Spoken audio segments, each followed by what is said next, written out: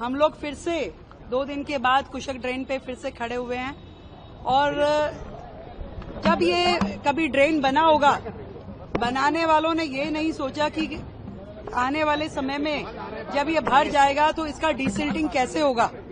और आप देख रहे हैं कि जो आसपास की पूरी कॉलोनियां कई फुट पानी से भर जाती रही हैं।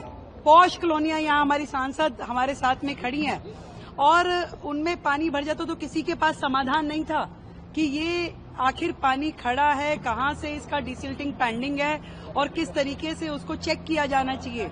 आप देख रहे हैं कि आज इस पूरे ड्रेन पे हमने कट लगवा करके इस पे इतना बड़ा ये नाला है और इसमें किसी भी प्रकार के सफाई का कोई प्रोविजन रखा नहीं गया था।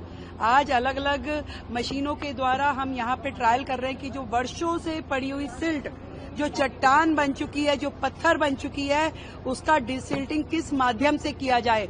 हमने अपनी सरकार की सारी प्रकार की मशीनरी को यहाँ आज बुला रखा है। यहाँ पर फायर की मशीनें भी लगी हुई हैं, यहाँ पे दिल्ली सरकार वाली भी है, पीडब्ल्यूडी से super sucker, every machine is here कि किस तरीके से उस सिल्ट को काटा जाए, उसमें से उसको डीसिल्ट किया जाए। और भी हमने अलग अलग एजेंसीज को यहाँ इन्वाइट किया है कि वो हमें इसका समाधान दें कि किस प्रकार से इस सिल्ट को हम रिमूव कर सकते हैं इस ड्रेन से, ताकि आने वाले मौसम में जल भराव की दिक्कतें शहर में ना हो। और ये काम जो है दिल्ली की सारी ड्रेन्स पे किया जाएगा और बिल्कुल बारिश के मौसम के लिए दिल्ली तैयार की जा रही है कि पूरी दिल्ली में जल भराव की दिक्कतें ना हो, डिसिल्टिंग नालों की प्रॉपर हो जाए। उसका एक्शन प्लान आज से अभी से हमारी पूरी टीम काम पे लगी है और कोई भी स्टोन अनटर्न्ड हम नहीं छोड़ेंगे।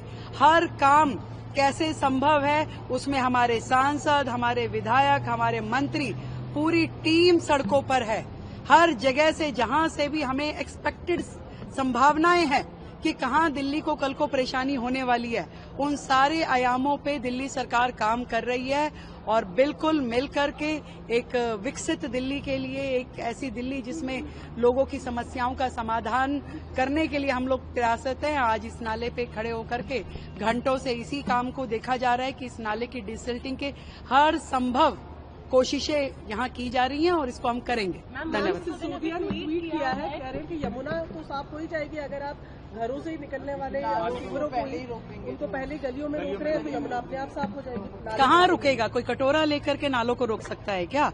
आप उसका समाधान देख रहे हैं। आज आप देख रहे हैं कि हम यहाँ बड़ी ड्रेन पे खड़े हैं और बड़ी ड्रेन का डिसिल्टिंग, जब तक ये बड़ी ड्रेन साफ नहीं होंगी, गलियों के अंदर की नालियां, पीडब्ल्यूडी के 60 फुटा रोडों के जो नाले हैं, वो पानी बाहर नहीं आ सकता।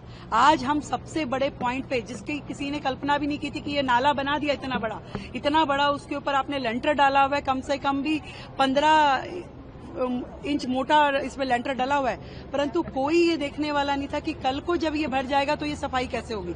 तो आज सारे एक्सपेक्ट अगर वर्किंग हो रही है, आज यहाँ हम लोग सड़कों पे खड़े होकर के काम कर रहे हैं, तो ये समझिए कि हमारी जो वर्किंग है वो बिल्कुल जमीन पे खड़े होकर काम करने। हम कोई ऐसी कमरे में बैठ करके अपने ताकीदें नहीं कर रहे हैं कि आपने क्या कह दिया और क्या नहीं कह दिया।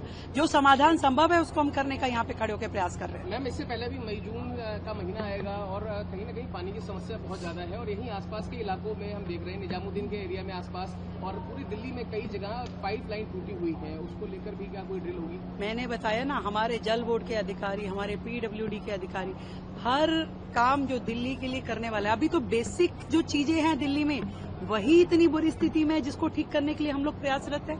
आज दिल्ली में लीकेज का जो सिस्टम है, आज जिस तरीके से पाइपलाइंस का सिस्टम है, आज आधी दिल्ली जो है वो टैंकरों के माध्यम से ही पानी पी रही है। कहाँ है पानी और जल और नल? नहीं है। इन सुविधाओं को क्रिएट करना पड़ेगा और सरकार जो अब आई है वो डबल इंजन की सरकार मोदी जी के नेतृत्व में इन कामों को करने के लिए संकल्पबद्ध है और कर रहे हैं। हमने जीरो से शुरू करके इसको पूरा जिस लेवल तक लेके जाना है उस काम को दिल्ली सरकार